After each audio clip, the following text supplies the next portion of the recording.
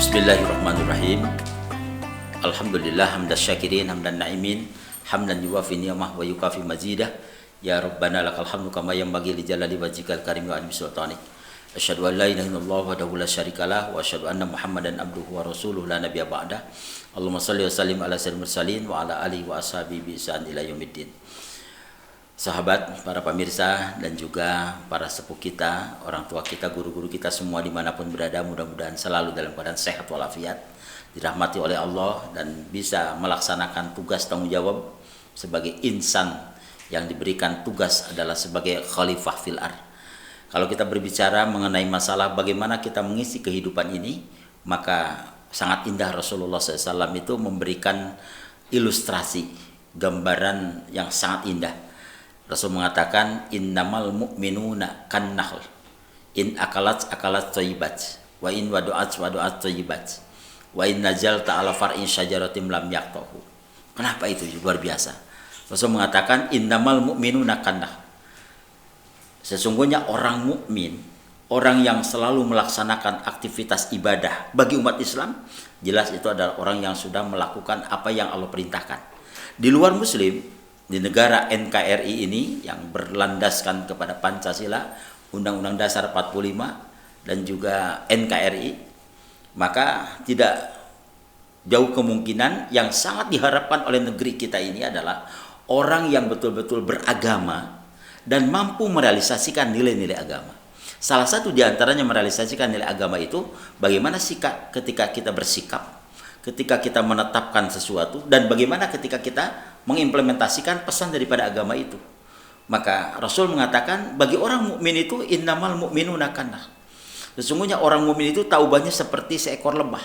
Kenapa tidak diibaratkan seekor lalat? Kenapa tidak diibaratkan seekor serangga yang menyengat luar biasa, tapi seekor lebah? Karena di sanalah memiliki makna yang sangat luar biasa. Lebah itu sama serumpun dengan rumpun serangga, sama dengan nyamuk, sama dengan lalat, sama dengan yang lain-lainnya. Tetapi di sini lebah itu tidak mau dia hinggap di tempat yang kotor.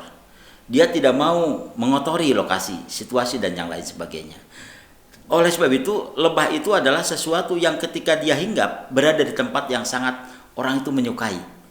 Ada di pohon, dan di pohon itu ada ketika pohon itu berbunga. Nah, di sanalah lebah itu berada.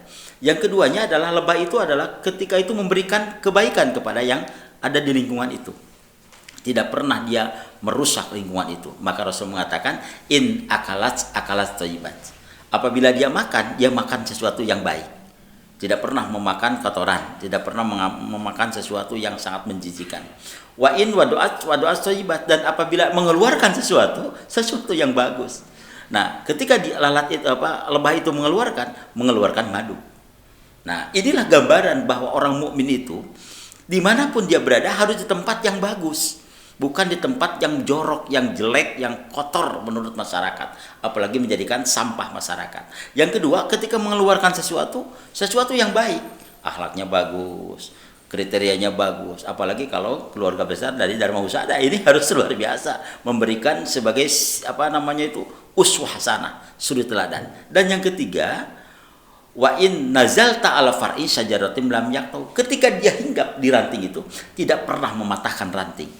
Masya Allah, ketika mahasiswa kita sudah bertebaran jadi seorang sarjana, jadi seorang ahli madya, seorang sarjana terapan, maka magister terapan, maka di sanalah harus mampu melahirkan dunia kesehatan itu adalah segala-galanya, dan contoh yang utama adalah dia jadi seekor lebah yang mampu mengantarkan kebaikan. Tetapi awas, ketika macam-macam kepada lebah itu, dia punya jarum, punya senjata yang akan menusuk kepada siapapun orang yang berbuat kepadanya. Bukan berarti keluarga besar dan Husada itu diam, memble, bukan. Tapi ketika ada sesuatu, dia akan berontak. Kalau memang itu pasbiru wasbutu wa'lamu annal jannata tahta dhilalis. Kalau ini memang sudah benar dalam kedudukannya, dia meneruskan, bukan membiarkan, luruskan. Karena itu adalah tugas, merupakan amar ma'ruf nahi mungkar. Maka lahirlah di samping dunia kesehatan, baik represi optipsi ataupun juga kebidanan, sarjana keperawatan, termasuk dunia yang lain, tapi di sanalah harus mampu menjadikan suri teladan di tengah-tengah masyarakat. Inilah harapan yang sangat dibanggakan untuk menuju kancah perjalanan yang sangat dirindukan, baldah thayyibah warubun ghafur. Billahi bisabil haq. Wassalamualaikum warahmatullahi wabarakatuh.